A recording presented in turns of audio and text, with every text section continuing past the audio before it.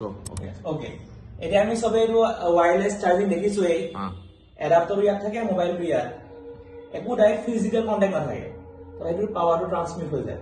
এটো আমি wireless power transmission বুলি কওঁ তো হে একেটা প্রিন্সিপাল অলপ সিম্পলিফাই হৈ আমি স্টুডেন্টক দেখাব পাৰো হেটো কাৰণে এটা মডেল আছে টেসলা কয়েল বুলি কয় Nikola Tesla the great scientist এই বছৰ ডিসকভাৰ কৰিছিল হা তো এটো আমি ইনভেন্ট কৰিছো তো ইয়াৰ পৰা কানেকশন আহিছে এটো টেসলা কয়েল ঠিক আছে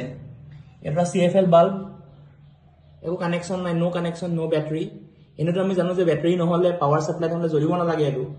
কিন্তু এটা আমি হাৱাৰে জ্বলাই দেখা পাওঁ সব হা এইটো দেখিছানে there is air gap there is no physical contact there is no physical battery that is connected to the CFL এই বছৰ জ্বলি গৈছে এৰে এইটা যদি মই টাচ কৰি দিও তথাপিতো বছৰ জ্বলিব Wow. দেখিছো আৰু এডিআইটো a system of LEDs এটো জ্বলি যাব এইটো সব উপপাকক ভিডিওটো there is no physical contact Yes. কিন্তু মই CFL টো জায়গাত যদি এটা অকল সিঙ্গল LED লাইট লওঁ হে LED লাইটটো কিন্তু এনেকে নজ্বলে এটা কিয় নজ্বলে হে প্ৰশ্নটো ষ্টুডেন্টে আনসাৰ দিব thank you So comment section তোমালোকে জনাবা এটো